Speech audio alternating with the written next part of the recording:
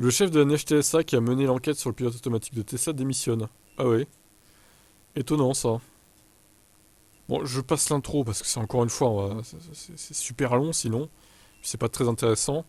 Et l'annonce du départ de Carlson intervient juste après que la NHTSA publie cette semaine un rappel énorme exigeant des mesures de protection supplémentaires du pilote automatique, ce qui représente le point culminant de l'enquête de 2 ans de l'agence sur le système d'aide avancée à la conduite ADAS qui a débuté en août 2021. Suite à l'avis de ce rappel, Tesla a immédiatement résolu le problème avec une mise à jour.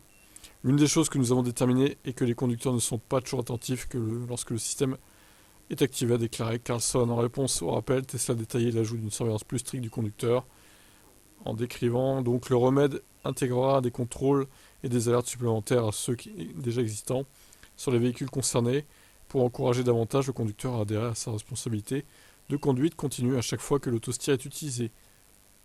Bon, après je passe là. Au cours de son mandat à l'agence, Carlson s'est également concentré sur la sécurité des airbags et sur un objectif global visant à réduire les décès sur les routes, ainsi que l'ajout d'une cinquantaine d'autres règles de sécurité. Au cours des 9 premiers mois de 2023, le nombre de décès sur les routes des États-Unis a chuté d'environ 4,5% à 30 435. Bien que nous soyons optimistes quant au fait que nous assistons enfin à l'inversion du nombre de records de décès observés pendant la pandémie, c'est pas une raison de se réjouir. La NHTSA n'a pas eu d'administrateur confirmé par le Sénat depuis la majeure partie de ces 6 dernières années, alors que l'administration Biden a nommé Carlson pour continuer à occuper le rôle d'administrateur plus tôt cette année.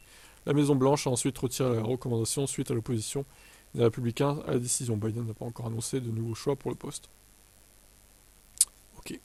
Donc ça sera une autre femme qui succédera à Carlson, ça sera Sophie Schulman, qui se retrouvera donc qui retrouvera son ancien poste de conseiller juridique en chef jusqu'à la fin janvier avant de quitter complètement le régulateur automobile américain.